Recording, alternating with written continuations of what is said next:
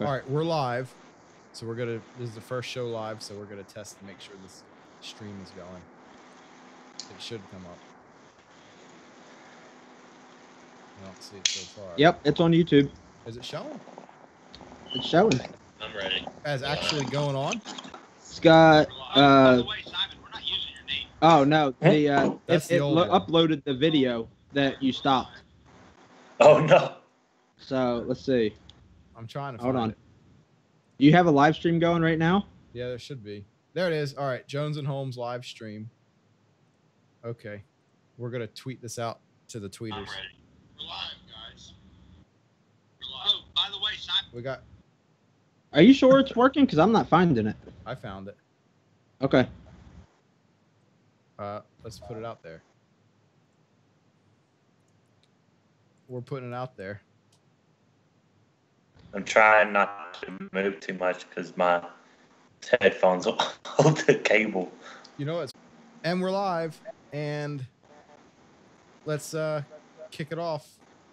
We have our first live stream here. Hopefully it works out. We just need to get our intro going. In 3, 2. Warning. What you're about to listen to may not be politically correct. William Jones, Adam Holmes. You're listening to the Jones and Holmes Show.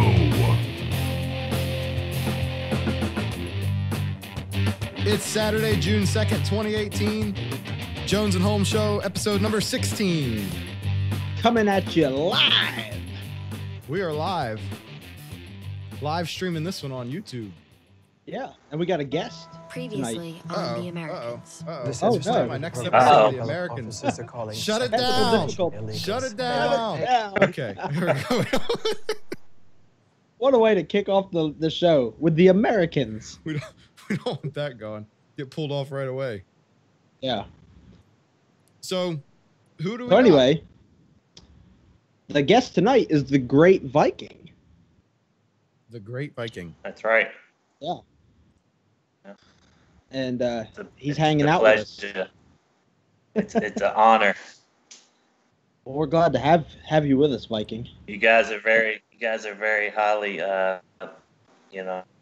thought of down here in Bardstown. Oh, Viking lives down in Bardstown. That's good. That's good to know. Oh, we have bong noises happening. What's in the happening over there? Bomb? Yeah, bomb noises. Those are bomb noises. Yeah, it's rough town. Yeah.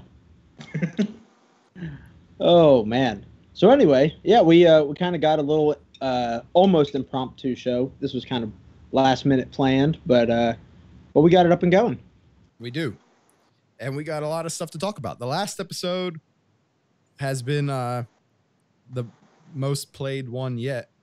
Yeah, And with the beach. controversial amongst the alien community.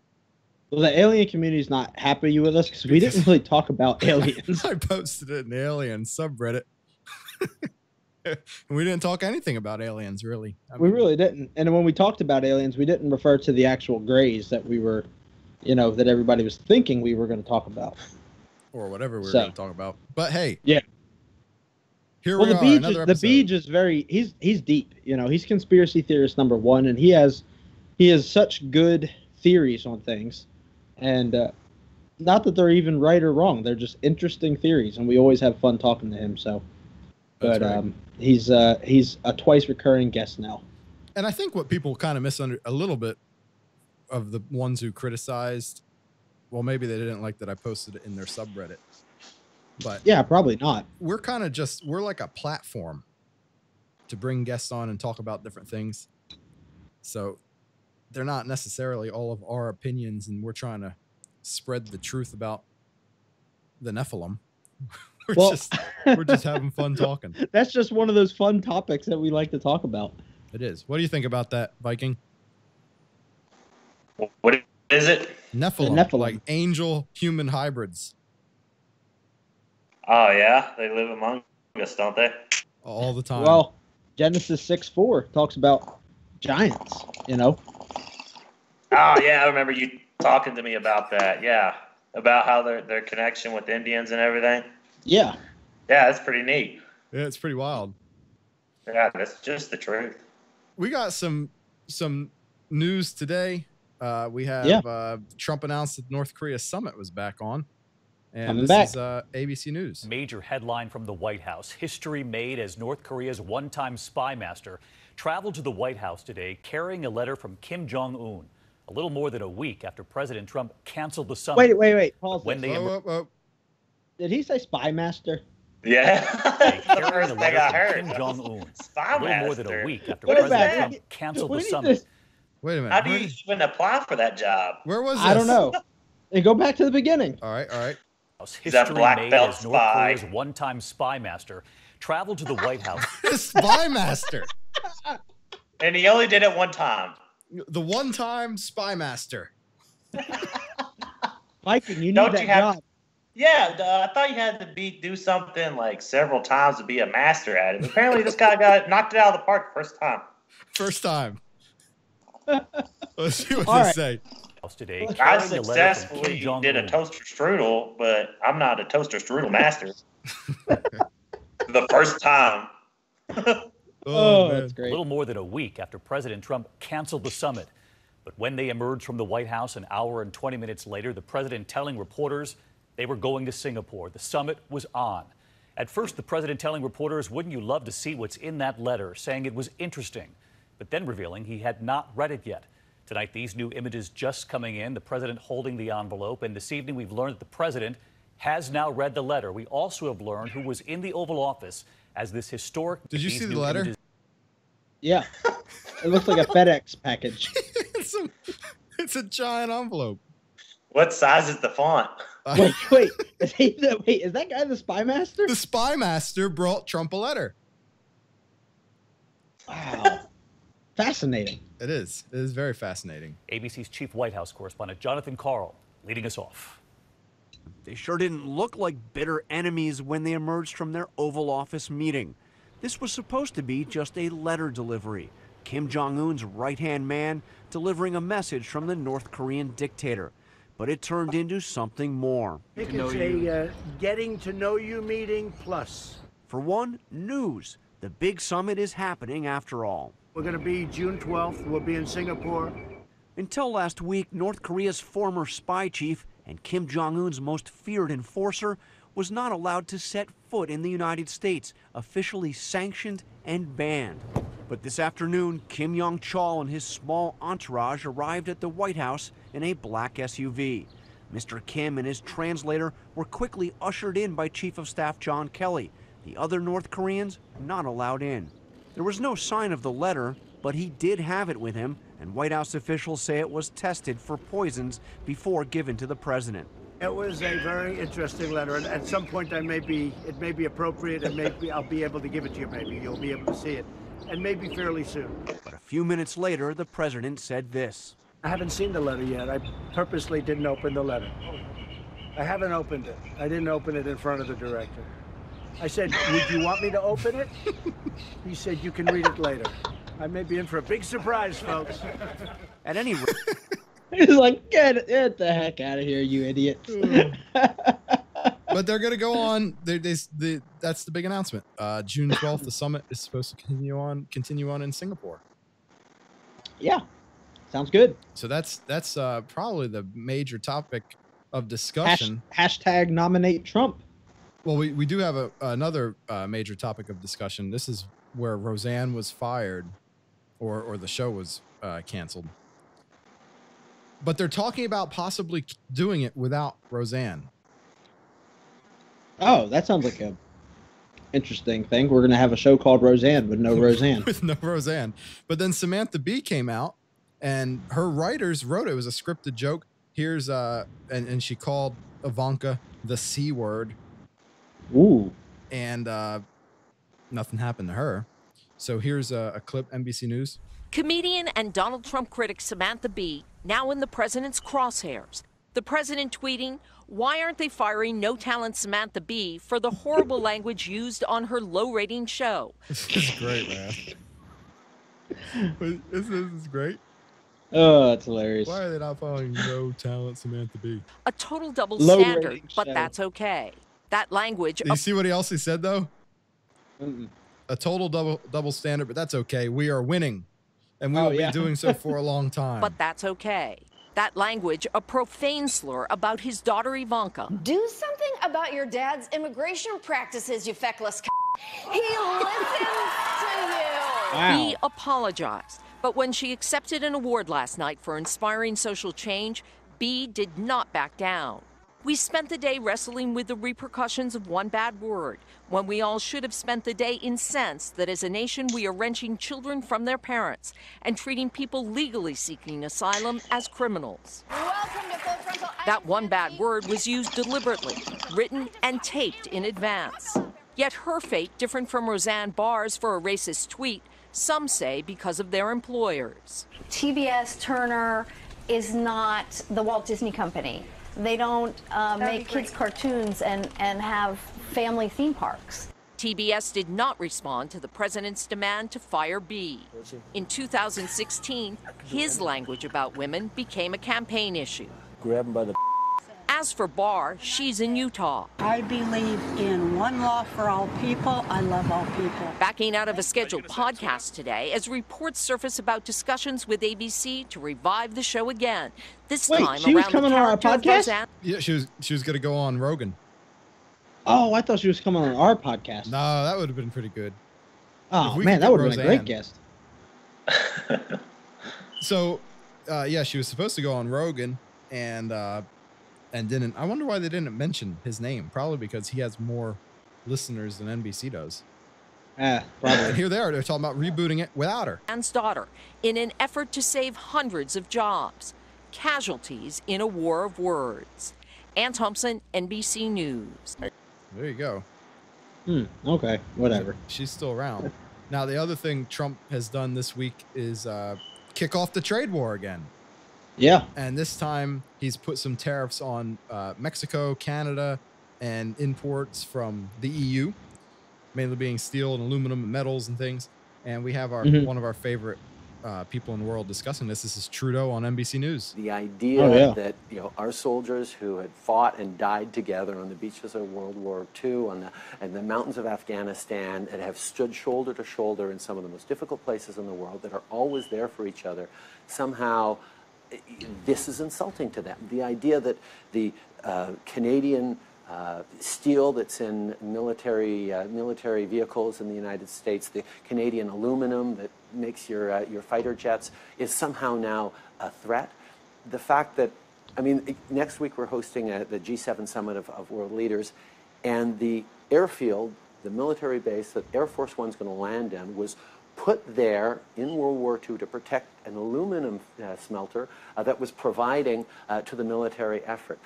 The idea that we are somehow a national security threat to the United States is quite frankly insulting and unacceptable. So what do you feel as if the president wants from you in putting these tariffs out there? I don't know. You don't know what he wants here. You don't know. Is this about a NAFTA decision? You don't have an idea what he wants. The reason I don't know is because he's talked about the fact of this. He's worried about trade surpluses, trade deficits around the world. Well, they have a $2 billion surplus on steel with us. So it's not like the trade is imbalanced against the U.S. favor on this. All right, I've heard enough of that idiot. Yeah, remember who this guy is. He's very he's guilty of cultural appropriation. Here we go. Look at this. Look at this.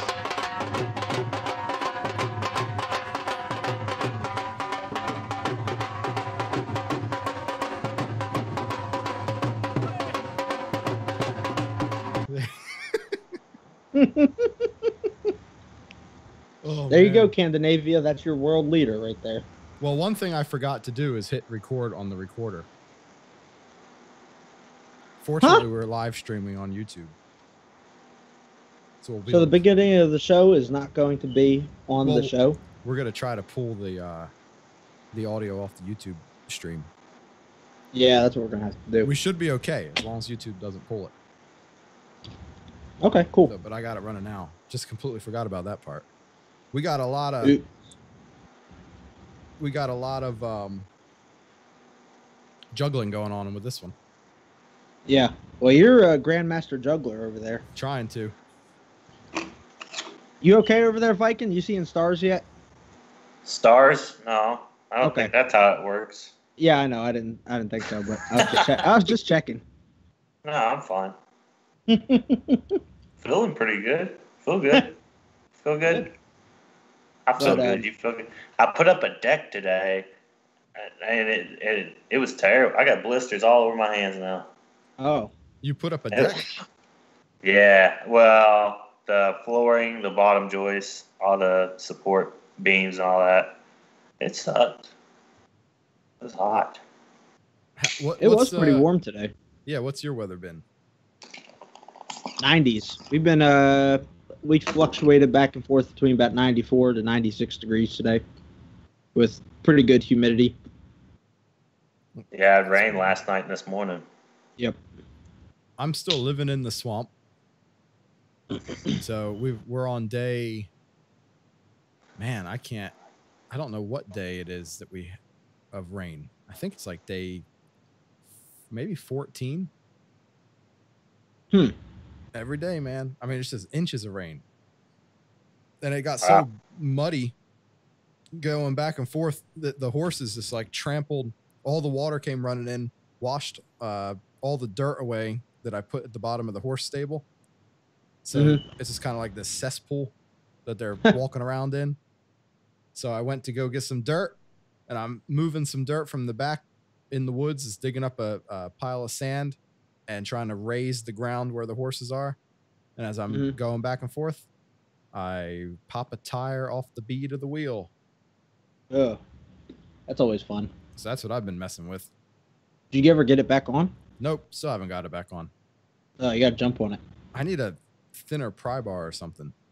Tire iron. Yeah. Got to get a Harbor Freight special. Yeah. So what else we got for politics? I mean, we got this, this whole tariff thing. Maybe we should talk about that a little bit. Yeah, the tariffs, it's kind of similar. I mean, what's being proposed? I don't even know if it's being, I think it's not proposed. It's just what's happening. Now, according to Reason Magazine, Trump's proposed automobile tariffs will destroy 195,000 American jobs. And why would that be? Because he's imposing a 25% tariff on imported cars and auto parts. On top, why don't we just make them here? Hey, there's an idea. There's an idea. Maybe that's what he's trying to do. I saw one, the retaliation. It was Europe saying they're going to have to retaliate against us, sadly, and impose tariffs on things like, it was like Harley Davidson motorcycles and something else. Like, what? It's just something that's not going to, affect us at all. Well, here's the thing. Them highfalutin folks over there across the pond, they better not retaliate, because if they think back 240 plus years ago, we kind of whooped their butts. Yeah, we did. How about this one? Miller Coors. Oh, beer costs are going up. Thanks to the proposed aluminum tariffs. Thanks, Trump. Well, right now, the only thing I'm worried about going up is gas, because gas has gone up like crazy this last month. Yeah, it has been. Yeah. It's almost $3 here. Is it? I mean, it's not yet, but it's getting close. Man, I think it was. I got some at an expensive station. It was $2.72, and then $2.68 normal price. I wish that's what it was here. It was what was it here? I got gas this morning for $2.93. $2.93, man. Yeah, that's like New there's Jersey a gas station down by my parents. It's got it for $2.75. Man. So yeah, because of what Trump's doing, the price of beer is going to go up. Yeah. Okay. Thank you very much. That's really nice. Thank you. Oh boy. So what else we got? This was one that the Viking shared with us. This is going to be good. Let's see. This is from CBS Los Angeles. You can imagine the stress for people who live near the Kilauea volcano, but things really went too far on Hawaii's Big Island this week. Take a look. Are you kidding? Oh my God, stop. Are you kidding me? Wow, 61-year-old John Hubbard now under arrest, accused of attacking and shooting at his neighbor, who had just come over to check on his property. Wow. The neighbor was hurt, but was not shot. Goodness. Get off my yard. I mean, what? All right, this is no, that's not the same story, but so the neighbor came over to check on him because of the lava flow. Yeah. And he said, "I'm gonna pull out my piece here. You don't get off my property." I don't trust them.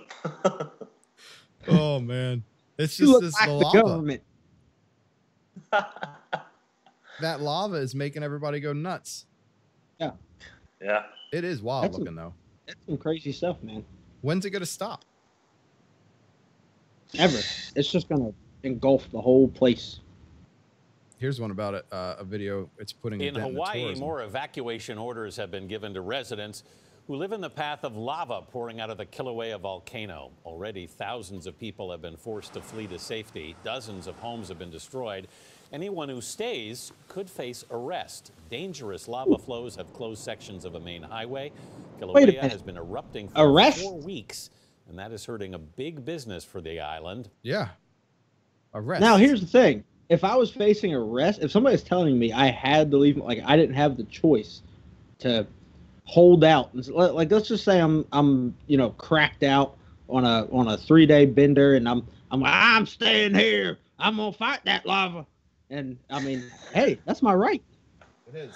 Should be your right to face certain death. Yeah. I wonder. I just wonder how long that will go. I don't know. I'm kind of on the side with the guy with the gun. I mean, he probably shouldn't have shot at the guy because the guy didn't look like he had any type of weapons on him. But at the same time, it's like, hey, it's my property. Get off.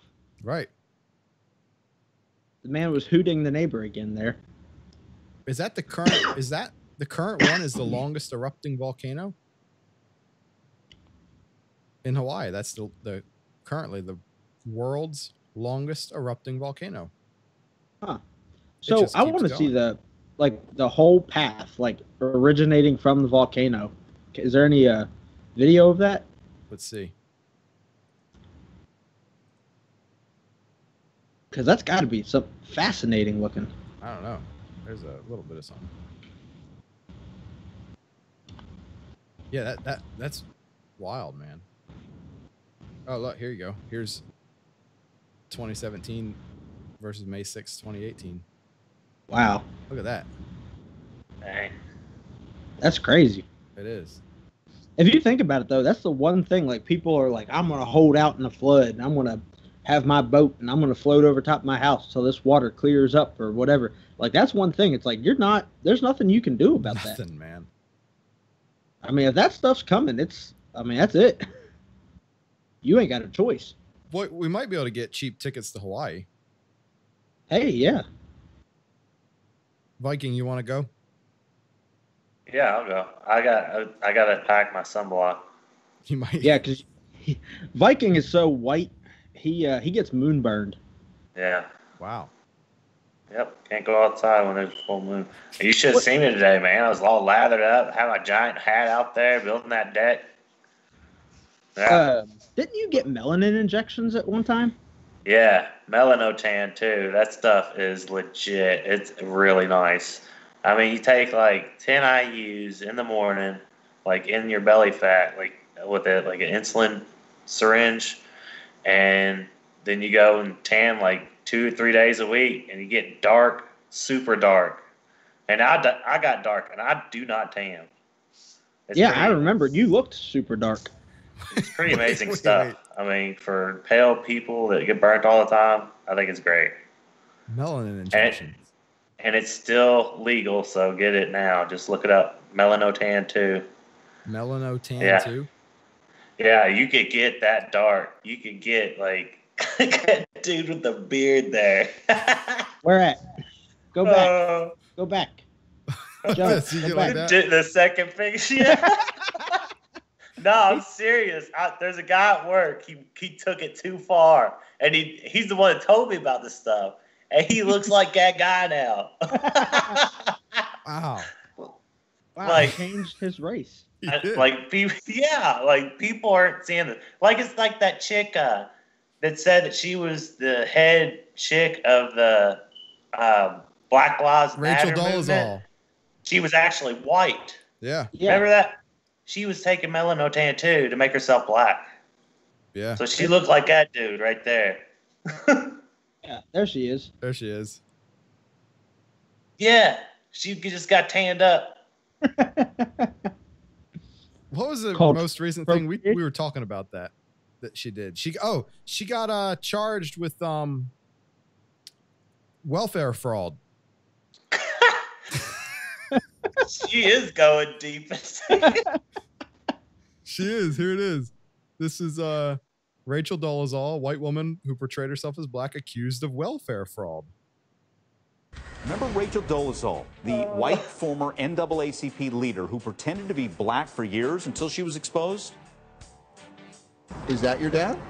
Yeah, that's my dad. This man right here is your father? Right there? Do you have a question about that? Yes, ma'am. Okay. I was wondering if your dad really is an African-American man. That's a very, I mean, I don't know what you're implying. Are you African-American? I don't understand the question. I did tell you that, yes, that's my dad. And he was unable to come in January. Are your parents, I'm are not- they white? She's going away.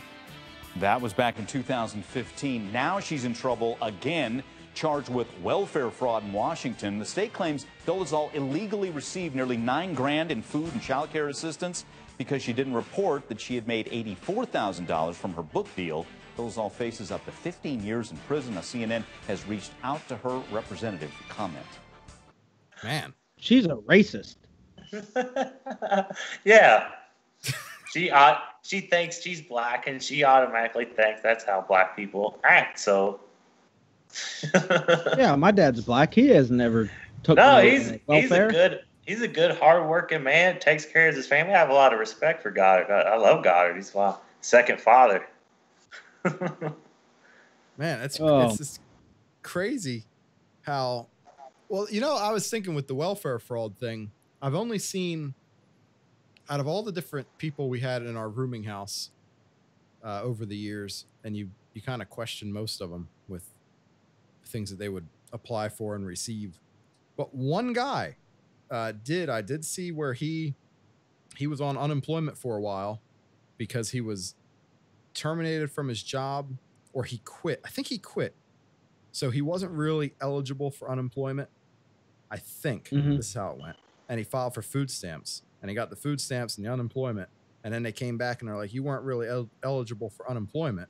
So they suspended it. And in the meantime, they found out, wait, you weren't really eligible for food stamps. And they made him repay it. So it's the only time I saw that. It is shocking. This makes the second time, Rachel Dolezal. Yeah. $84,000 for a book deal. You could pay it back that $9 grand. Oh yeah. So. Oh man. The Viking told us about this. No, I did. Adam told us about this one. Let's see here. This is the knife behind me wielding man. just began searching this green Saturn. It could be connected to the suspect. A check of the license plate comes back to a very common name. Meantime, witnesses are sharing some pretty crazy stories from here today. They say that this man, they saw him ranting and raving and running around with a knife. At one point, someone heard him yell to police, "You can shoot me." The video shows an officer firing a less than lethal round at the man, who continues to swing a knife as police in the parking lot kept shouting orders to stay down. A bystander recorded a few more less lethal shots. When police say the suspect didn't comply, standing up and then walking toward them, several officers fired their guns at him. He had his chest out and his arm was coming out, and he just marching straight to him. He was topless. He was not going to stop. Brandon Halleck is the witness who shot the video on his cell phone. People in the Torrance shopping center at Del Amo and Hawthorne told him that they saw the suspect acting strangely and holding a snake. A manager at Togo's called the police around 8:45 a.m. after he saw the suspect running around the parking lot and waving a knife at customers. Another woman saw him pull out a knife, and so I did too. And he went up to some random guy's car who Nice parked haircut. right next to him, and like brought the knife out to like the guy's window, and then the guy drove off. Torrance police had no information about the man who was killed. I believe officers used a restraint in the situation as they tried even less than lethal options. Officers did their best to de-escalate the situation. Unfortunately, the individual did not comply with the officer's orders. And again, back to that green Saturn behind me, we saw investigators pulling out some bedding and some clothing and paperwork, but we are not clear whether this car is connected at all to Now, what like, happened look at here the people in today. the We white do know jumpsuits. that What's that all police about? They got recovered masks 2 on and knives from everything. the parking lot here. Yeah, that's interesting looking. It's like hazmat people. Yeah. Yeah, what was he Knife-wielding, on? He snake needed dancing. hazmat. Flocka. Oh no, Oh, it I was don't know. Flocka? I'm just saying. that stuff's crazy. It could have been. Yeah. It You ever turns seen people somebody into on like that stuff? zombies, right? Yeah. Yeah. Pull that up. Pull up somebody on Flocka. Yeah, that's weird stuff. Stay away from that stuff, kids. There was all right. There was And Flocka was sold in like little head shops at first, kind of like the same place I got that salvia. I mean, it's like you just walk in and buy it. It was like perfectly legal, and people were getting messed up on this. This is scary. This is scary stuff. Oh, there it is. This one right here. This is one of the weirdest Only ones. on 2 tonight, incredible video of a naked man on a rampage in Orange County, even jumping right through windows. It happened in the parking lot of an Anaheim apartment complex on Mungle Drive. CBS 2 Stacey Butler is live in Anaheim, where she talked to a woman who witnessed it all. Stacey. And Pat, residents tell me that that man stripped off all of his clothes in this field behind me. Then he jumped over the fence and crossed paths with a very disturbed neighbor. That guy was just charging at me. He was on something. When Clarissa Vidrio got into her car at her Anaheim apartment complex around 11:30 Saturday. For the listeners, this guy's running full speed ahead, jumps through the rear windshield. Not a windshield. What is it? Rear window of a minivan. He's full tilt boogie. I mean, he's on. I mean, he's like a drag racer making the hit. He just dives through it. Saturday night, she never saw this. Look at that. And then all of a sudden, on the rearview mirror of my vehicle, I see this naked guy just running towards my neighbor's car, which was parked right next to me. Police say security tape shows 21-year-old Garrett Smith. It just doesn't get old. And she gets out of there, man. She is throwing gone. himself into her neighbor Charlie Barnes' nowhere near minivan, this. shattering the glass. Oh my told me a goodness. story and I didn't believe her at first. Vidrio panicked. Once he fell back, I was scared. I was shocked. I didn't know what else to do, so I backed up. Right into her neighbor's fence.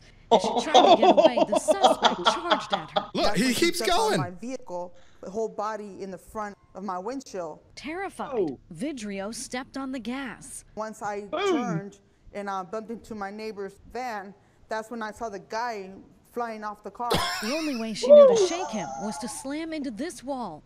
She called 911, and the suspect took off running. I mean, this guy, Look at the guy walking. He's like, wow. this guy runs full just speed. walking. He dives through the back of a minivan, through the back window of a minivan, dives through it, gets up like it's nothing, takes off running after her as she's trying to escape, jumps onto the front of her car. She slams into a wall. He hits the wall, falls down, gets up, takes off running. What in the world, man? I was scared. I literally thought I was going to die that day. There he goes. And police caught up with that suspect. They say he's from Riverside. They caught him just a few blocks away. He is in police custody, but for right now, he's in the hospital. When he gets out, he faces assault charges. We're live tonight in Anaheim. Stacey Butler, CBS 2 News. Man. Wow. That was intense, man. That was very intense. Very interesting. That was nuts. Whew.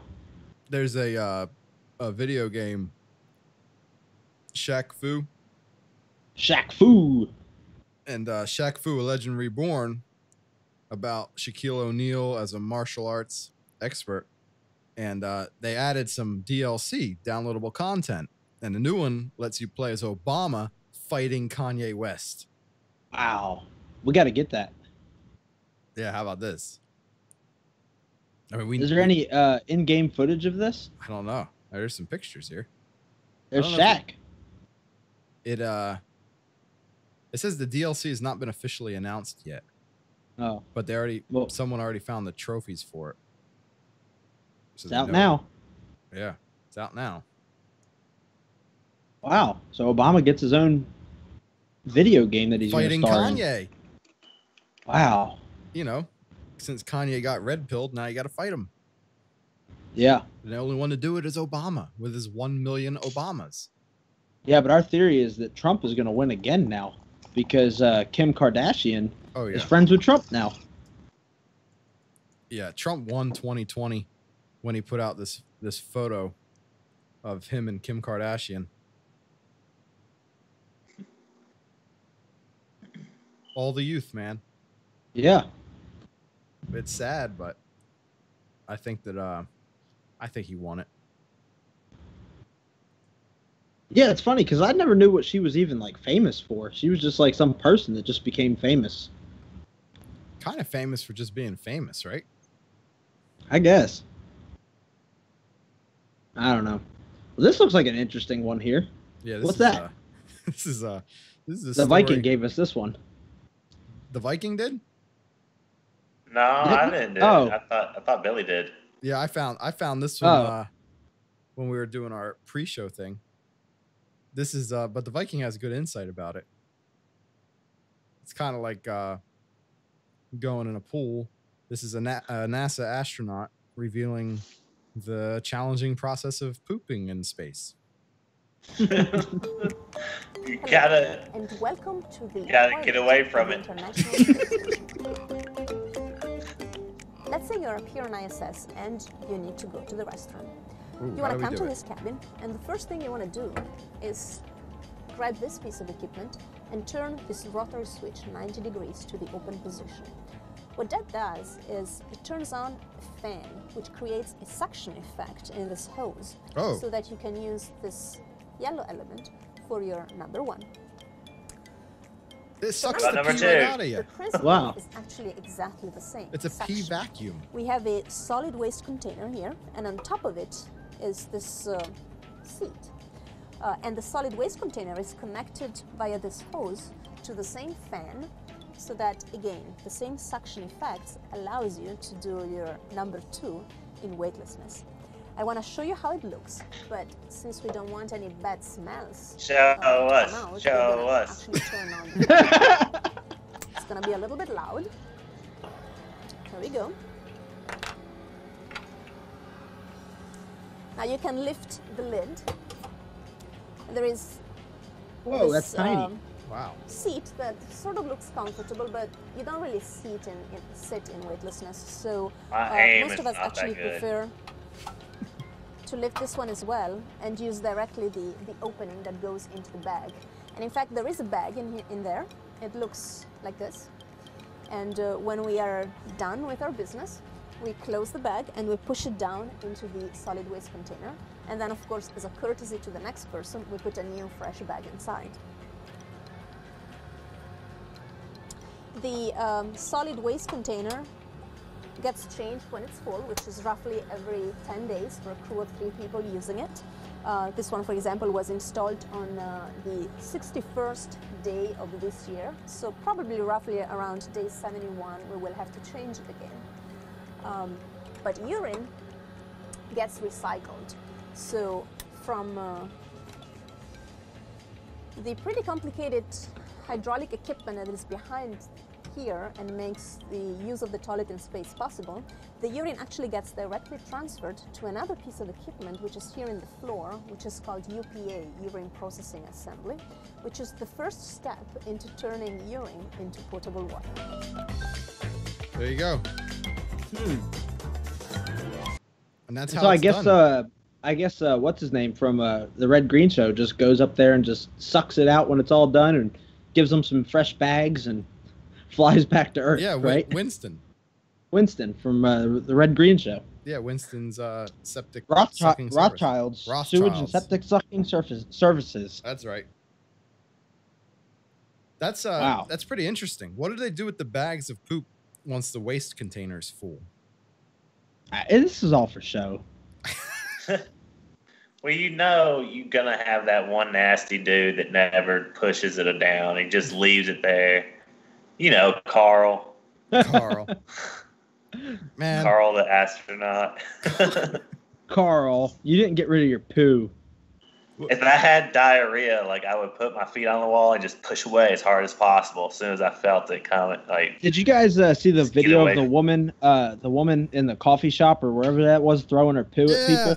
in the Tim Hortons. Yeah, it was in the. That one was. Let's see if we can find that one.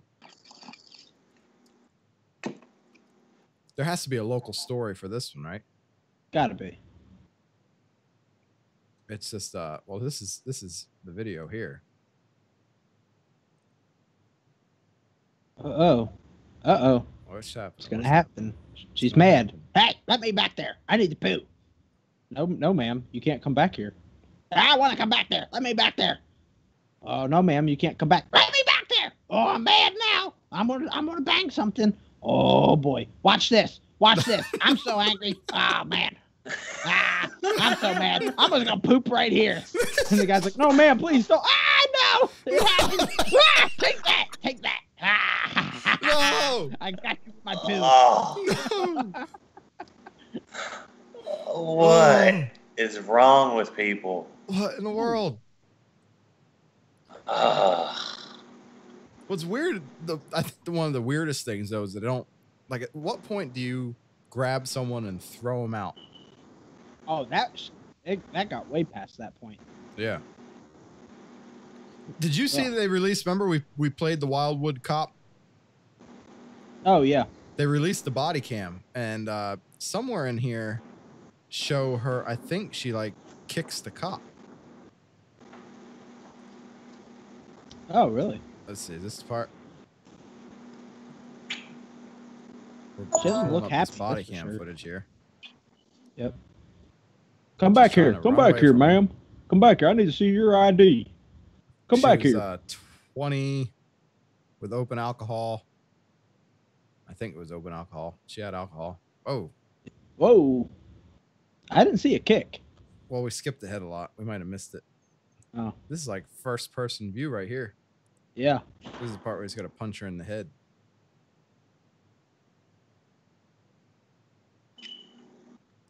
Yeah, this is a crazy one. Where is the kick? There has to be a kick. That's what I read about there being a kick. I guess that's a breathalyzer he's trying to get her to take. She's on the phone right now. Ma'am, you need to come over here. For a while. She's like way over there somewhere. Yeah. Huh. Yeah, I don't know. But, man, it's just crazy. People are just... Everybody's going nuts. They are. How about this? So what else we got? Kim Jong-un. This is a story. He's going to open an American burger chain in North Korea as a show of goodwill. Oh, McDonald's? Maybe. Maybe. I think he should open oh, it's probably going to be McDonald's because there's Trump eating McDonald's. It would be interesting if he opens McDonald's and that's where they have the summit. A real quick opening of McDonald's in North Korea. Eating Big Macs, talking about world peace. Yeah. Look at that. That's the classic American meal. Big Mac, large fries, and a Diet Coke. Diet Coke. Why do people always jump for the Diet Coke? Can't have that sugar. When they're eating like the Big Mac has more sugar than a Coca-Cola probably does. The bread's what does it. They pump it up with carbs or something. Let's see. Well, what else we got? Let's keep on moving here. We got quite a few stories. We got this one. Wow, there you go. Record-breaking catfish caught on a $20 rod from Walmart. That is a big old catfish. 68 pounds. Flathead. Took 15 minutes to reel it in. Wow. So the current record, this was in, where was this? Virginia Beach. The current record was a 66-pound flathead caught in 1994. This guy with a $20 Walmart rod wrestled this fish for 15 minutes and caught a 68-pound flathead. That's pretty. Now what? I haven't eaten one of those. How different is it than like a channel cat? I don't know. As far as catfish go, I've only eaten channels and blues, so I've never eaten a flathead. Then again, I don't think I've ever even caught a flathead. I'm trying to think of what's the one that's down here in the Satilla that's invasive. Because they say they taste really wonderful. It's, I know the blue cats are flatheads. pretty good. Flatheads are what they're trying to get out of here. Sounds like I need to make a trip. Yeah, Jake caught one the other day. It was big. They get real big. What size? I forgot. He held it up to Reagan, and it was the same size as Reagan. So it was a big one. Reagan, for the listeners, is the Viking's daughter. Yeah. This is, yeah, here it is, South Georgia. This is in the Satilla River where someone, I guess, dumped them. That's right by your house, isn't it? This is the docks by my house. In Woodbine, there's the bridge. Where it starts, way far inland all the way down to the coast here. And we're actually sampling today the lower portion of the Satilla, which is essentially from Jefferson Community down to Woodbine here where we're at now. This area, just like the inland portion, is certainly very important for flatheads in terms of they're all the way from here all the way up to Waycross and perhaps even above there. So it's important for us to sample them not only up inland where folks are fishing for red breast, because historically the Satilla River is certainly a red breast fishery. They're just like netting them. Look at them. How are they getting them like that? I don't know. That's pretty wild looking. Anywhere where those flatheads are occurring in the river, it's really important. They just zip up to them and net them. Whoop. Got you another one. Man, what are we doing wrong up here in Kentucky? How come we can't catch catfish like that? I've been fishing right in that same spot that he's at and haven't caught anything. Huh. You know that they're not catching them for studying purposes. They're going to take that stuff home, cut it up, fry it up, and eat it. Yeah, they're just because I think the law is if you catch one, you have to kill it. You're not allowed to release it. It's pretty interesting though. Yeah, I need to make a trip south. I love to catch me some catfish. Viking, what do you think of this story? Oh, Lord. The headline is Oregon is running out of workers who can pass a drug test. So, is marijuana still on the drug test? Is marijuana legal in Oregon? Yeah. I'm sure it is. Is it legalized in Oregon? Yeah, it is. So it's why legalized in Oregon, Portland. So if that's the case, then why would that be on the drug test? I'm assuming that they messed up and left it on there. I think they did. Because they talk about given the tight labor market and legal recreational marijuana up and down the left coast. These reports are a bit surprising. Why would it be surprising? Yeah, I don't get it. If it's legalized and you got a lot of people doing it and they left it on the test, you know? Yeah, take it off. Is it funny that the biggest congregations of lefties are on the left edge of the country? I guess it depends on what direction you're facing. Right. Because you can't necessarily say all the right-wing people are on the right side because you got New York. Right. But if you're standing facing north, they're on the left. But if you're standing facing south, they're on the right. That's true. But if you're looking at a map of the country, you don't look at it upside down. Yeah, that's true also. Unless you're Scandinavian. Or you believe that if you believe in a flat earth, and you just kind of have a disc that's spinning around or whatever it's doing, and you're floating around three-dimensional space from anywhere, kind of looking at this thing, depending on what. Yeah, I still don't buy the flat earth and the ice wall. It depends on where you're standing on the ice wall. Yeah, I don't buy it. We need to get a flat earther on here. Yeah, come on. We won't criticize you. Come on, flat earthers. Tell us about it. We want to know. We're very open-minded. Now, this guy, they're not going to let me read the full story, but a guy on TV named Thomas J. Mace Archer Mills Esquire, was on the television during the royal wedding, talking all about the monarchy. People were very interested in him. They thought he was enlightened, I guess. And but look at the headline: a British expert on the royal family is actually Tommy from upstate York. Upstate New York. Just Tommy. He wasn't Tommy. I guess he wasn't an expert. He was just Tommy from upstate New York. So they didn't even give his last name? Or they did? Well, Thomas on J. TV, yeah. Mace Archer? Or no, Mace? What? Mace Archer Mills Esquire. Oh. But who seriously he was a put scammer Esquire in their name? Yeah, he was just a scammer. There he is. He's come clean. He's not even British. He pretended to be a British expert. Oh, so he's like FPS Russia, the YouTube gun guy. Is he not really Russian? No. Huh. He got in trouble for, I think for weed or something like that. And that's why he doesn't post on his channel anymore. Huh.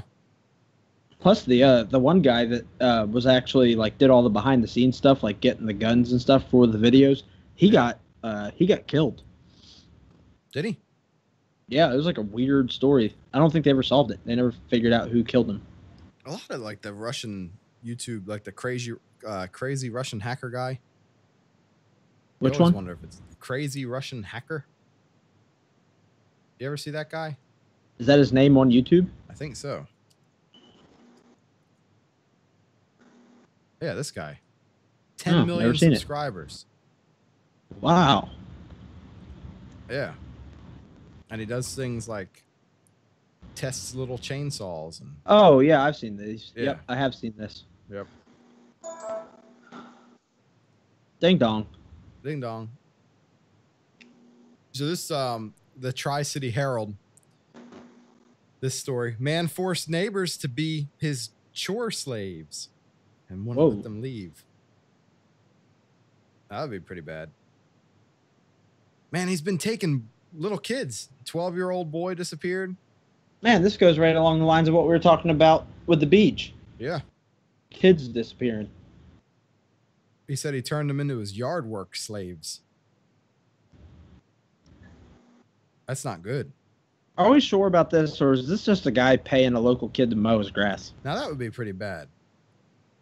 And then the little kid's like, man, I wanted $20 an hour, not 15. Yeah. Goes and tells the Too cops. bad. Yeah. He was this holding guy, me as a slave. he's enslaving these children to work. Oh, man. They discovered the missing 12-year-old in a neighborhood yard. Wait a minute. Okay. Let's think about this now. If you were 12 years old, don't you think you could get out of a yard? Yeah, you probably could, unless the yard was like chain link fence and barbed wire. Even then, I still think you could get out. 12-year-olds are good. Some 12-year-olds. Oh, when we were 12, we could have. We probably could have. When we were 12, we were playing with paintball guns and building booby traps in the woods. Trying to make homemade gunpowder. Allegedly. We would never, ever try to make an explosive. No. It was always fun doing chemistry experiments. That's right. That's where I learned everything. Those are Becca chemistry books. Kids don't do that kind of stuff anymore. No. Everybody has to, it's safe. Safety. Mr. Safety. Mm-hmm. So, almost gave away the Vikings' real name there. Oh. You ever build anything crazy when you were a kid? No, I was kind of like a little bit of a loner. Like, I was into BMX a lot, so I had a buddy down the road, and we'd make like dirt jumps. We did that a lot. Well, that's what we're talking about, though. Like, we played outside. Kids don't play outside anymore. Yeah, I was outside quite a bit. Like, I don't know, because I guess it's product of where I was raised up at, though. I mean, we didn't have a whole lot to do inside, so. Yeah, but we grew up 750 miles away from where you live, and we kind of did the same stuff. Yeah, pretty much, yeah. Yeah. We would, hey, look at that story there. Being that we like to talk about poop so much, it says, "You're gonna die. Dog poop debate ends with 3-shot and police standoff." Washington's a crazy place. Sounds like it. What is going on? Now we're shooting people over dog poop? You're gonna die. Dog poop debate.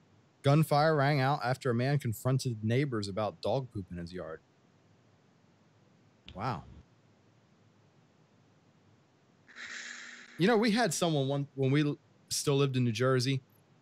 On our dogs, we'd walk them around, and we had like a little front yard and a backyard, and we just kind of walked the perimeter depending on if it was morning or night, and they'd poop somewhere off to the side of the driveway, one side or the other. And I guess one of our neighbors, we got new neighbors one time, and they found dog poop in their front yard.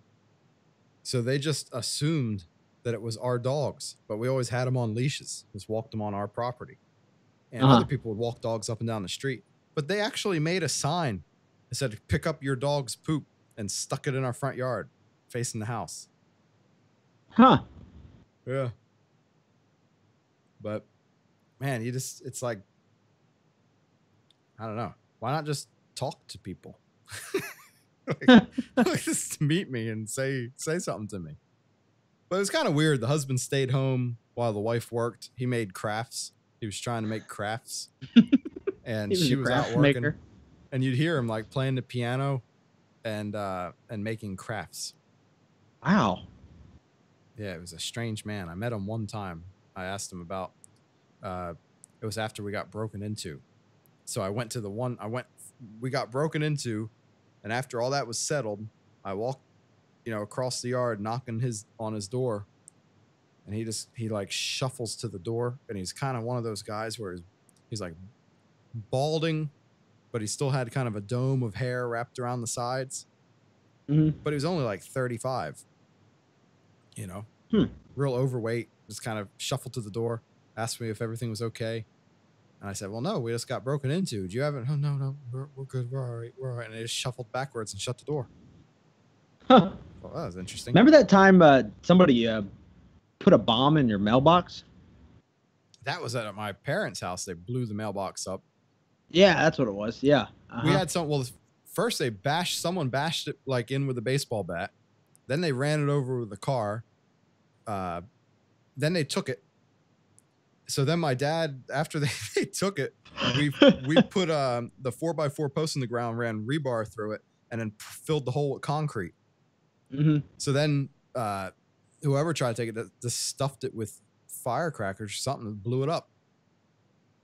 Yeah, I remember you called me the night it happened, and you were like, "Well, somebody put a bomb in our mailbox." Yeah, we were in the house. Like, you said something about the detective. The detective was walking around, and he was like, "What was he say?" He's like, "Well, it appears someone's blown up your mailbox." That's what I said. They said because we called we were in the house, and we lived in the woods, kind of, away from town, and we just hear this boom, We're like, what was that? We go, like, looking around, don't see anybody, run out to the street. We're maybe 200 and some feet from the street. We get out to the road, mailbox is blown up. So we call the cops. They show up, and that's what they send a detective, and that was what he did. They're looking around, flashlights, and after all of this looking and writing, it's, well, it appears someone's blown up your mailbox. That looks about right. New Jersey is a wild state, man. It is. We took Viking there one time. Yeah, and came and visited me. I visited you guys one time, and I think, I might have been the same visit. I went to a family reunion on Goddard's side, on Adams' side. We took you to the black neighborhood. And we were worried you were going to get scared, though. I lost you. You hear me? Yeah, we hear you fine. All right.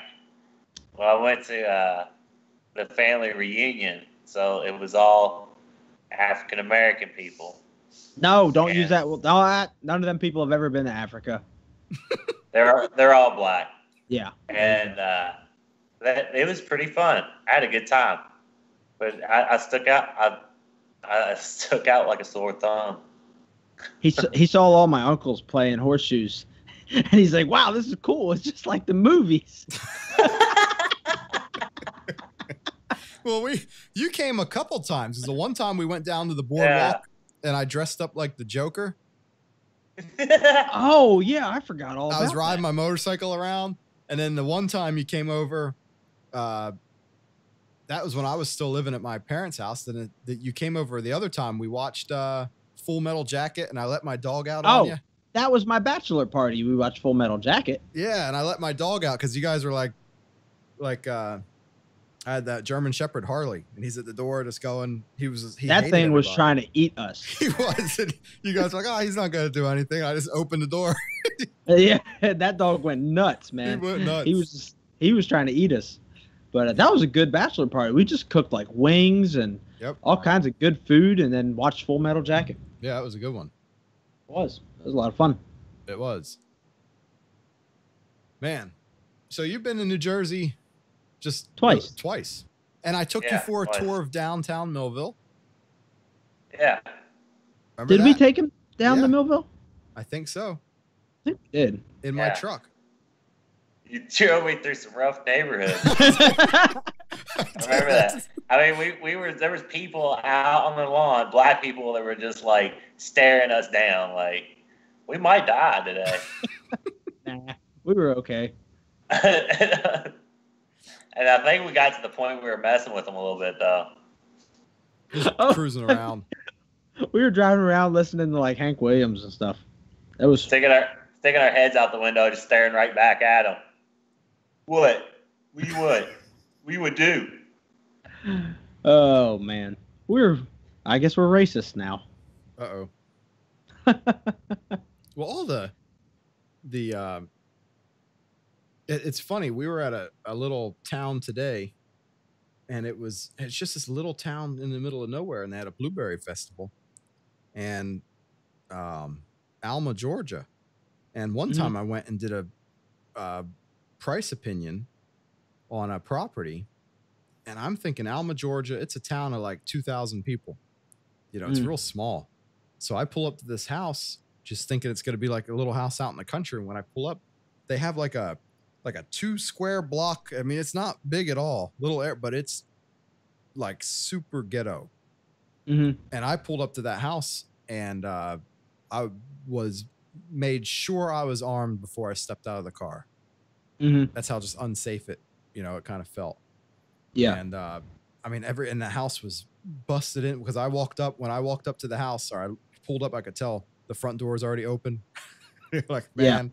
And you walk in, and that thing's just tore to pieces, vandalized, people squatting in it. It was a mess, man. But, and here's the thing. It's not that that's racist that you got out of your car armed. Like that's where I just trip out when people go, "Oh, well, you're a racist because you think that kind of neighborhood's dangerous." Well, it is. Yep. Yeah. I mean, here's the thing. I would do the same thing if I was in a rough trailer park with a bunch of like hillbillies. Sure. Exactly. Yeah. it doesn't. It's not a matter of what color the people are. I mean, who cares what color they are? Use common sense. You're in a dangerous situation. I'm going to carry my gun on me. Yeah. Speaking about rough places, what's Chicago looking like? Oh yeah, we'll pull up Chicago. But I just listed I'm listing a mobile home, and it's just like that, off in the middle of nowhere, off of a dirt road. It's a double wide, and I pulled up to. I'll tell you what, those kind of places scare me worse than the black neighborhoods. Yeah, yeah, because it's totally unpredictable. Well, you don't know what you're gonna get. You can't see nothing coming because you're in the woods. Right, and if you're miles down a dirt road, you can't escape. And so I'm at that one, and I got out of the car. And when I got out of the car, I just hear I'm like, what? And I look over, and someone just tied their horse up to the back to a tree, just letting it graze where it's an abandoned mobile home. And when I got in there, it was interesting because I was in there last week and I didn't notice this, but this week I went in, and all the rooms, they're just completely graffitied all over everything, you know? And this is just in the middle of nowhere. And you have kids and squatters and whatever else going on. So everybody always needs to stay armed. Stay armed. Yeah. Oh, you know what's funny is what? You remember the tracker, right? Katie's tracker. Yeah. Uh-huh. We drove down Wilson Creek Road and we got stuck one night, and it was like 9 o'clock at night. And Wilson Creek Road, that's like you're out there a little bit. There's not like houses don't see each other. It turns into a dirt road. Yeah, and it crosses several creeks. So we got the tracker stuck. We were walking back. We walked like maybe 2 or 3 miles, and we stopped at. There was 2 houses. We stopped at one, little old lady, and she was like, "No, my husband's in bed, and we can't help." And I was like, "Okay, well, thanks." And I got to this other house, and they had the garage was lit up, but the house that had no lights in it. And there was like this creepy 1950s music coming out through it, like a Rob Zombie movie. It's like a blue moon coming to me. And I was like knocking. I was knocking all over the place, but I wasn't like real serious about it because I didn't want to really. But I was knocking, and nobody answered. But the music was going. It was like completely dead. And it was just a weird situation. Just make you feel uncomfortable. I can't believe you even walked up to that. I mean, we had to. Our cell phones weren't working. There's no cell phone reception out there. Keep walking. Yeah, probably. Yeah, we've we went 4-wheeling out there at night one time, I think. Because I think I took my wife and my sister, and you took I think you took your wife with you. You had the Jeep at the time. Yeah. And I had my jacked up 78 pickup truck, and we were going through some mud holes out there. But yeah, that's not a place you want to like hang around at night with no car and no gun. There's some weird places, weird houses down there. Yeah. Yeah. So looking at Chicago here, has it gotten a little bit better than last week? Let me look at the paper here. So I think we're at 322. But look at the May total. The final May total is 51 homicides. Wow. Let's get our book. This is something we do, Viking, on our weekly show when we remember.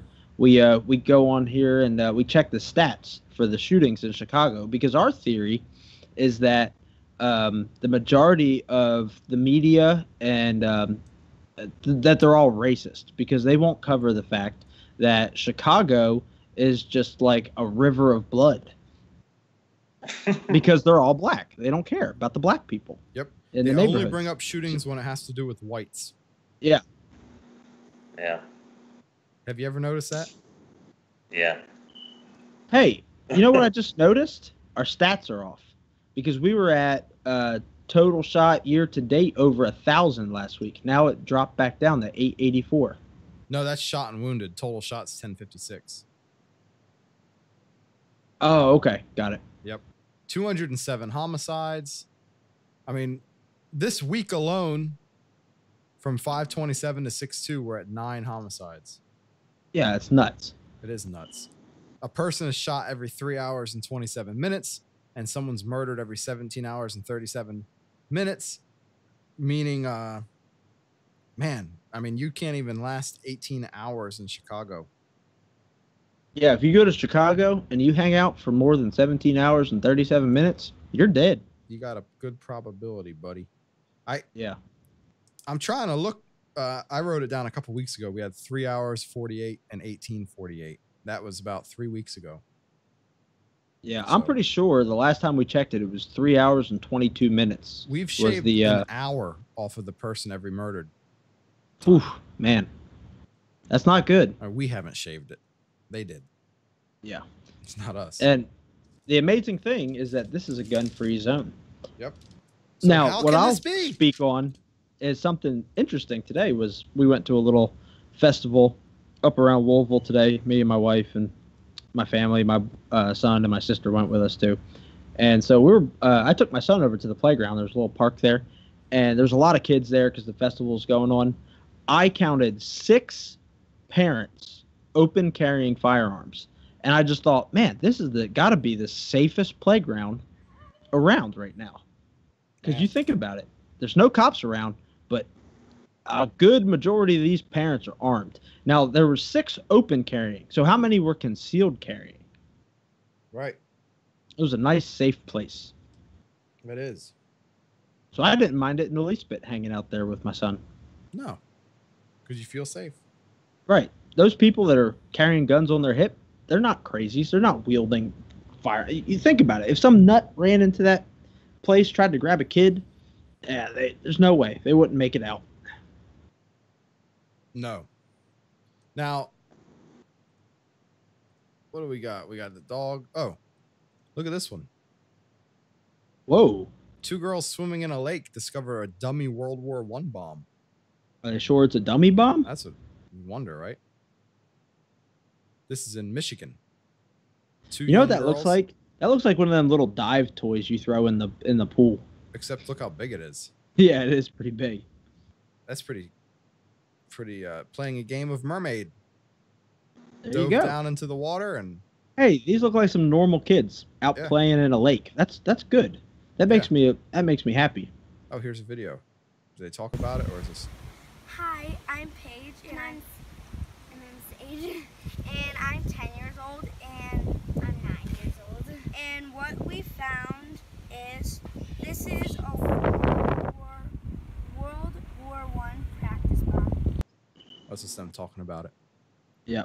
But a practice bomb, so it is kind of like one of those toy torpedoes. They've been dropping some real ones over at Fort Knox. Has that been going on?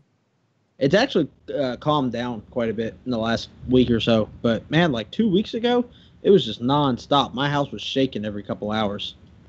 Yeah, I could hear it. I could hear it out here. Yeah, you're even further away than I am. I'm pretty close to Fort Knox, but you're a good, what, almost an hour probably from Fort Knox? Yeah, about an hour. Yeah. Still hear it. Yeah, I'm about 20 minutes from the gate. So. What do you think they're, well, before we kind of were wondering if they were practicing for a potential North Korea conflict. Trump took care of that. Seems like he has. Maybe that's why it calmed down. Maybe. It's been right about the time that they announced the original, the summit. And then, what would have been interesting was if they had picked back up in that little brief time when the summit was called off there. Yeah, that would have been interesting. But in reality, I think Trump just scared the Rocket Man. I think he's like, look, Rocket Man, you're not going to survive a war with us. Right. That's because he's Donnie Don. That's right. Scares everybody. This, look at this one. This doesn't even look real. Dog owners shocked to find their tiny dachshund has blown up to 3 times its size. How did that happen? It's a tumor. Gotta be a tumor. His head and his neck all merged into one. So he was just like a super fat seal. It said he ballooned to 3 times his size when an injury caused him to fill with air. Wow. I work with a guy that looks like that. He looks like the Juggernaut. Wow. That's crazy. Oh, look, looking. it looks like There they he is. popped him. Yeah, they popped him. Wow, it was causing his skin to lift away from his body. Whoa. Do they know what Weird. caused it? A What was in it? subcutaneous Just water, fluid? Hey, it says air. air. Oh, it's air. How Is in that the world? subcutaneous Dog- emphysema? What is it? Wow, that's one of the more interesting things. Well, so they took him to the vet. All they had to do was poke him with a pin. Yeah, maybe. Wow. What do you like? Fly around the room like in the cartoons? Oh, probably for a second or two. Just a short period of time. You got to hold on to the leash. Make sure it doesn't go too far. Yeah, it's just like a balloon for a minute. You just hold on to it, and then it'll settle down. Wow. You know, is that the same dog? Hold on, scroll down some. Yeah. Scroll down. Something fishy going on there. That dog appears to have more brown on it than the one right there. It's tough because, like, in the blown up photo, he just looks like his head looks like a balloon. Mm-hmm. But in the normal photo, his head looks like a deflated balloon. So you know how if you buy a balloon and it's like a smiley face balloon and it's all deflated, you don't really know what it looks like until you blow it up. Maybe. Man. You know, you know me, I'm a conspiracy theorist, so I don't buy nothing. I think that dog, it must have went to the moon. It must have went to the moon. I mean, why else would they fill it with air? Maybe it was an experimental dog. Maybe it's a lie. It didn't have some subcutaneous emphysema. They just, stuck an air compressor to it and tried to send it to the moon. I bet the owners were just crazy or something. They just wanted to see what would happen. Flat. Yeah. Stuck an air chuck in its mouth and said, "Hold on, let's see what happens." Put an air chuck in each nostril. Well, if it's true, we're glad he's back to regular size. He's a good dog. His name's Trevor, so. Trevor. Good dog. We like dogs. Yep. We're dog people. Viking, are you a dog person? Yeah, we just got a Baron Doodle. What is that? He's like 12 weeks old. Oh, he does awesome with Reagan, man. I mean, she climbs on him, rides him, pulls his hair, and he don't do nothing. What's a Baron Doodle? It's part Baronese and like Baronese sheepdog and a poodle. Yeah. Yeah, that's him. There he is. Yeah. Huh. Wow, that's an interesting looking dog. That is an interesting looking dog. It looks like an old man. Ours is all black. So so it's part Saint Bernard? Bernese mountain dog. No, they said it was a Baronese. Yeah, Baronese mountain dog mixed with a poodle. Oh, okay. Yeah, mountain dog, yeah. Doesn't it look like an old man, like an old distinguished Englishman? It does. Yeah, like he's seen some things. He could tell you some things. He probably carries a switchblade in his pocket. And drinks tea, has a little top hat. He has $1 million in a Roth IRA somewhere. He walks around with a cane and a pipe. Yeah, he's got it together. He does. I mean, it's always interesting when dogs have like predominant eyebrows, expressive eyebrows. Yeah. Some dogs just don't have it, and some dogs have it. Right now, Yeah, my poor we dog, love him. He's pretty cool. Mine is like we could probably enter her into the world's ugliest dog competition. She's about at that point now. But you know what I was wondering about doing is those bacteriophages, where it's like a virus that eats the bacteria. Oh yeah. Instead of antibiotics. but they don't do that here. It's like illegal in the United States or very restricted. But I found out that you can kind of order stuff online. Bacterias? No, the viruses that attach themselves and drain the bacteria or feed off the bacteria. Oh, you might want to be careful ordering that kind of stuff online. That'd be interesting. Yeah. You might release Russia. some contagion down there in Georgia. You don't want to do that. I don't know. I found people online that have successfully ordered some, but the one guy, the Russian website where you can order like anything, they say that nothing's ever arrived. So it sounds like it's a scam. But I got to figure something out to do. Well, she's just kind of like living with this, but she's pretty much, 70%, maybe not 70%, but she's pretty bald. Rubbed her face bald. This is because of a bacterial issue that your dog has. Right. Pseudomonas aeruginosa. Pseudomonas aeruginosa. However you say that's it. crazy. And this morning Sarah went outside to check something and it sees feathers all over the ground. Lost 2 guinea hens, no bodies. Eagles. That's what I'm wondering. Or you know what we have? We have the kite bird. Oh yeah.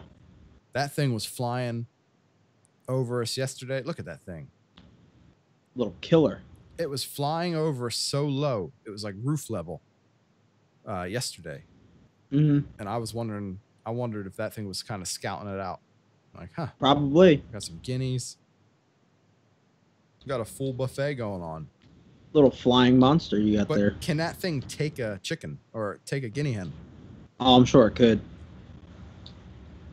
Hits that thing at like, a good 40 mile an hour or however fast that thing can fly. But can they carry it away? They're a wild looking bird. I don't know. There's some videos out there of eagles picking up deer and flying away with them. Really? Oh, yeah. We've seen the ones of them picking up cats. Oh, no. I've seen videos of them carrying an eagle, or an eagle carrying a deer through, like, flying down into a canyon, just grabbing it off the mountain and flying away with it. Yeah, I've seen where they'll push them off the edge and kill them. Oh, they don't even push the thing off. I mean, he just grabs it and flies away with it. Man. So this Vermont, did you see this story? No. What is this? Vermont is paying anyone that wants to move there. They'll pay you $10,000 to move to Vermont. How long do you have to stay? Let's see. They'll pay up to $5,000 a year, not to exceed $10,000 over 2 years. And you have to work remotely. Huh? I don't know how long you have to stay. It's pretty wild, though. I'm trying to see how long you have to stay. It's because they just don't have people. They just have this shrinking population. That's a good thing. Well, Vermont's very free, though. Exactly. You don't need a lot of people there. Oh, yeah, that's just true. a couple good free people with guns. That's Bernie land. Bernie land. That's what's so weird about Vermont. It's Bernie land, but it's very free. It's a strange dynamic going on in Vermont. It looks like a pretty state. I'm sure it is. Think they're still under snow? Like when is the last snow? Let's see. When's like the last snow in Maine?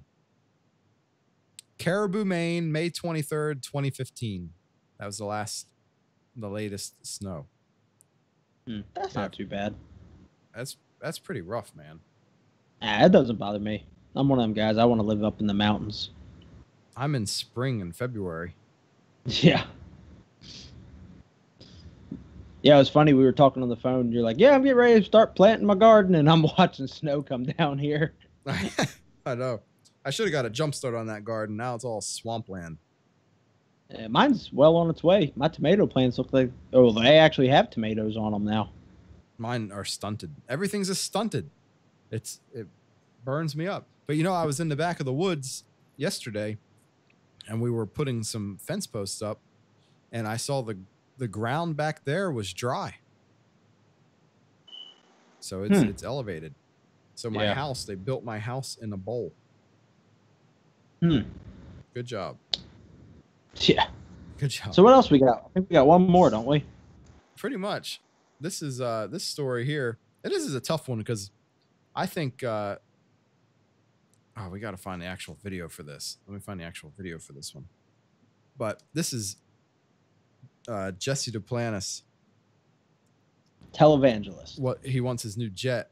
And they're kind of going back and forth with him. Now, he's probably one of the funniest preachers that you is could asking hear. his followers for donations to buy a $54 million private jet.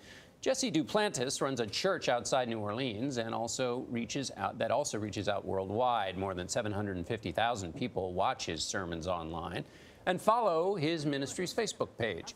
He is the second prominent televangelist this year to preach the virtues of a private plane. Tony DeCopel is here with why Duplantis insists he needs the jet. Tony, good morning. Good morning. It's a good question because the ministry already has a jet. Okay. They've had 3, in fact, but Duplantis says he needs this new one to be able to go anywhere around the world in a single stop in order to spread the gospel to as many people as possible. We want that 7X. We're believing God for it. In a video posted to his website last week, televangelist Jesse Duplantis says God told him he needs the new Falcon 7X jet. That if Jesus was physically on the earth today, he wouldn't be riding a donkey. Think about that for a minute. He'd be in an airplane preaching the gospel all over the world.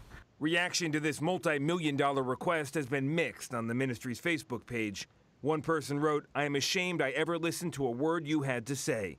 Another posted, "I believe Pastor Jesse will have his plane, and that is the way God has planned it." Duplantis is not the first minister to preach the gospel of private flying. If I want to believe God for a $65 million plane, you cannot stop me. In 2015, Creflo Dollar asked his suburban Atlanta congregation for a new Gulfstream G650. His ministry settled for a used one. Father, we thank you so. And this past January, Texas-based televangelist Kenneth Copeland announced the blessing of a new multi-million-dollar Gulfstream 5. Copeland and Duplantis both defended using private jets in 2015.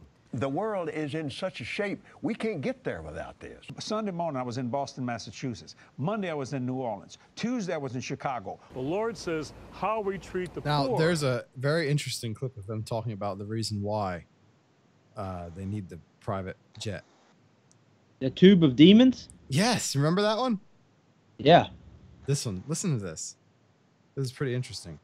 After 6, Brother Copeland and I was flying home from a meeting, and I had come out of a glorious meeting. I had just finished, me and Creflo Dollar were preaching. Had a glorious meeting. So I was, for lack of a better way to say it, I was spiritually high. I said, people were saved, touched, and blessed. Got in the plane that God so graciously gave us, and we're flying home.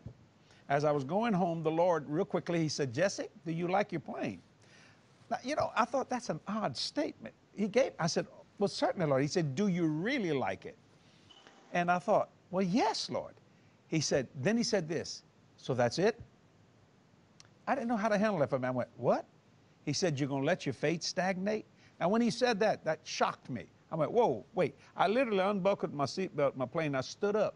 My pilots looked around and said, "Do you need something?" I said, "No, I'm talking to God right now." And they went back to flying.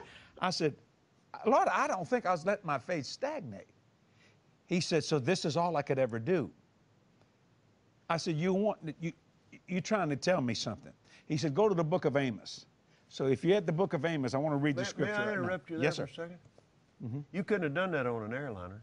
No, sir. No way. Stand up and say, "What'd you say, Lord?" No. Okay, no, yeah.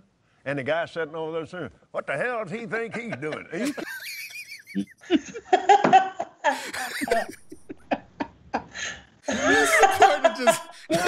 just got me, man. I love these old Southern, just crazy preachers, man. Now it's weird. It's like with Jesse, he's probably one of the funniest ones. I've gone to a couple. I've met him before, and he's a funny guy. But Kenneth Copeland's statement just like took me off guard. No, sir. No way. Stand up and say, "What'd you say, Lord?" No. Okay, no, yeah. And the guy sitting over there saying, "What the hell does he think he's doing?" You can't do that. You can't do that. You can't do that. Oh man. But didn't he make a comment something about Tube of Demons or something? Yeah. No. This is so important. And those of you that are just now coming into these things, in the first place, Jesse and I and others, Keith Moore and Creflo and all of us, the world is in such a shape, we can't get there without this. That's right. We've got to have this. We would have, the mess that the airlines are in today, I would have to stop. I'm being very conservative. At least 75 to 80, more like 90% of what we're doing, because you can't get there from here. It's impossible. So and this was such a good illustration. I just, the Lord impressed me. That's why we're on that airplane. We can talk to God. Glory to God. It's true. It's when I was flying for Oral Roberts, the Brother Deweese, my boss on the airplane, he said, "Now, Kenneth, this is sanctuary. It protects the anointing on Brother Roberts." And he said, "You keep your mouth shut. Don't talk to him unless he talks, because when he's on a meeting, he doesn't talk to anybody but God." Now, Oral used to fly airlines, right? But even back there then, man, it got to the place where it was agitating his spirit. Sure. People coming up to him. He had become famous, and they wanting him to pray for him and all that. You can't manage that today. Right. This dope-filled world. Right. And get in a long tube with a bunch of demons. Right. Exactly. And it's deadly.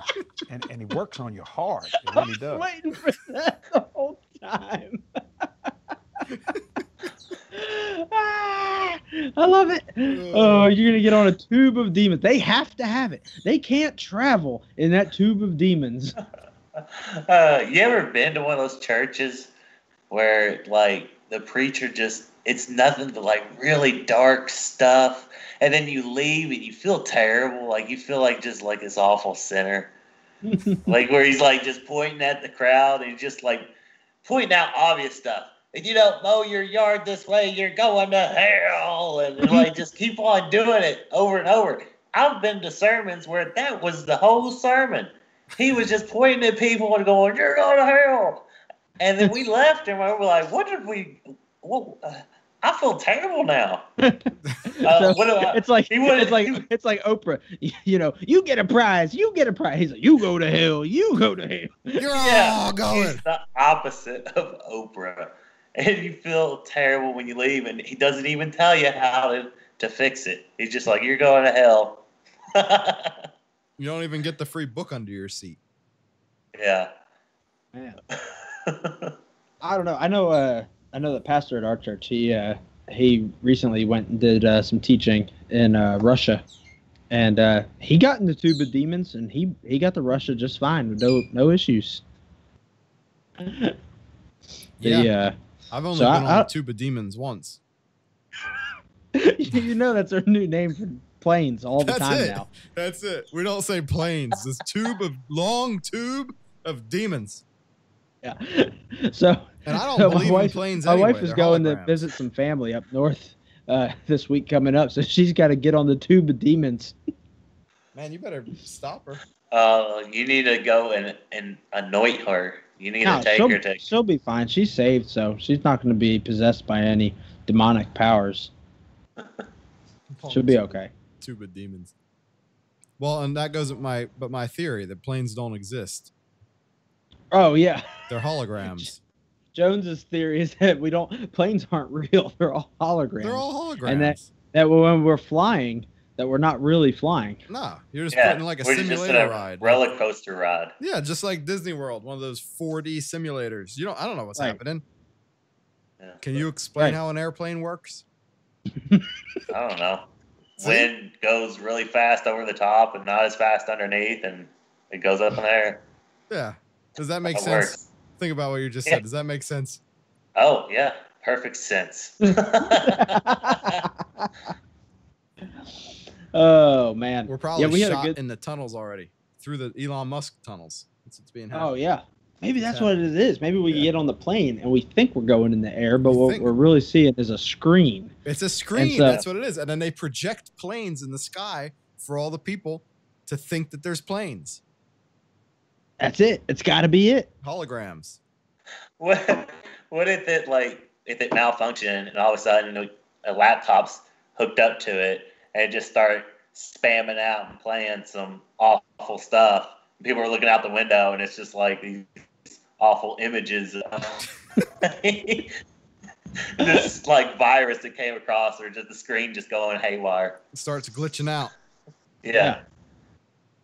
Oh man, guys, we have too much fun on here. Yep, that's for sure. About just the just foolishness. Oh boy. Well, guys, it's 11 o'clock. 11 o'clock already. Yeah, I think we'll wrap this one up, and we'll get the Viking back on again because this is fun. He needs to tell us about. Yeah, we need to get him on, and he's going to teach us about salvia and all kinds of crazy, wild things. Oh yeah, I tell you about all kinds of drugs.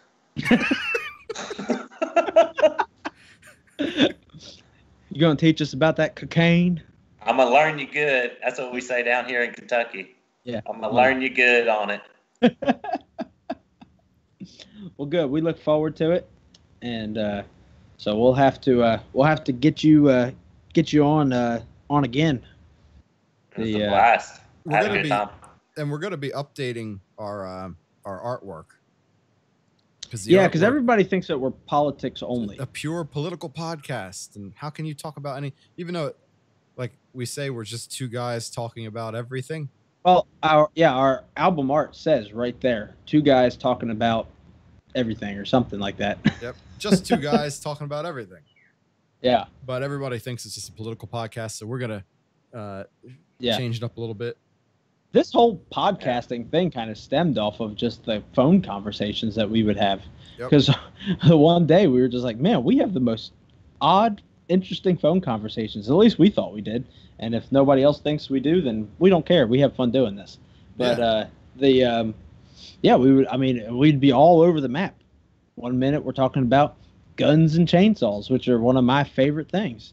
Two of my favorite things. And then the next minute we're talking politics, and the next minute we're talking Nephilim, and then Bigfoot and gardening and tractors and who knows what else. So that's why it's just two guys talking about everything. And now we get, three guys on sometimes, and maybe we'll have one where we'll have four guys on. And so we just have fun doing this, and we have a good time talking about all kinds of things. And one day we'll have a podcast with 25 guys just talking about everything. We might. You never just know. 25 guys. We'll change our every episode starts off. Hello. Yeah. just 25 guys here talking about everything. Yeah. So, well, hopefully here, I think Thursday, our next show Thursday, we're hoping we have a guest coming on. Is this guy? Is he talking about UFOs or paranormal experience? I'm not. He's paranormal, unexplainable experiences in the gateway. He said that he saw the gateway to hell. Wow, that'll be a good one. We'll see. Just unexplained things, and yeah, it's gonna be interesting. Yeah. Mm-hmm. And we don't criticize anyone here. I just want to make that point that anyone come on, talk about whatever. We don't care. And we're not going to criticize you if you've been afraid of criticism in the past. We're very open-minded when it comes to these things, and we like to hear about your experiences. So come on the podcast. Hit us up, Twitter, Facebook. What's all of our social medias? Twitter is at Jones Holmes Show. If you go to www.jonesandholmes.com, that will take you to just the list of podcasts that we've done so far. Facebook, Jones Holmes Show. Yeah, we're on iTunes, SoundCloud. Our Gmail is jonesandholmesshow@gmail.com if you want to shoot us an email. Yeah. Come on the podcast. So, well, until next time. Been a good one.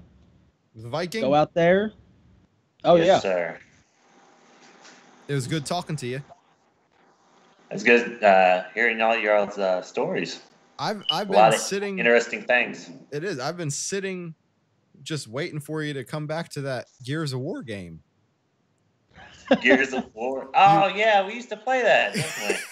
You just left that one room that one night, and it just never came back into the group. And I've just been, You've been waiting the whole time. I've been waiting, man, you probably still have it open. I've been waiting for 12, 12, 13 years, just have it open. It's just sitting here. Well, it's hard to have time for that thing now. I understand it. Yeah, me and the Viking, we have family, we have children, so I'm still childless. You're still childless. You better hurry up and reproduce. Hey, by the next time I'm on here, I'll probably have my garage gym built. Oh yeah, you tell us all about that. Yeah. Yeah, it's gonna be epic. It's gonna be pretty awesome. I'm really excited just to come down here and just act like a retard and just lift the heaviest weight with like not even worrying about anybody around me because I'm not gonna be in a gym. I'll just be in my garage. And just lift the heaviest thing that I could possibly lift and see what happens. Might pass out. Might pass out a few times. You should do it in the throes of a salvia trip. While on the podcast. Man. I'll get that thing. I'll throw it to the dang roof. 1,000 pounds. Yeah, and you got to do it while you're on while you're on the podcast. What? You do it while you're on the podcast, so it'll be live. Oh, yeah, I should. I did order some smelling salts. Oh, boy. Wake yourself back up? Yeah, like you do it before a lift. Oh. You never seen that? You never I thought seen you were going to pass out. You need to lifters? get yourself woken up again. No, you take ammonia, you take these like smelling salts, break it, sniff it, and then do your deadlift. Wow, that sounds extreme. It helps. I'm serious. Wow. Well, we're gonna get a video demonstration of that one day then. Yeah, we'll get it on. You'll see like a lot of lifters do it. I mean, they'll take a smelling salt, break it, sniff it, and do a lift. A lot of times, that's when you see them get nosebleeds. Oh, wow. Yeah, it's a dirty sport. That's extreme. Huh. That is interesting. It is. Well, let's wrap it up. All right. Well, until next time. Go out there, shoot guns, cut things with chainsaws. That's right. And quando omni fluncus moritati, everybody. Have a good one. Peace. Cut the feed. Cutting the feed.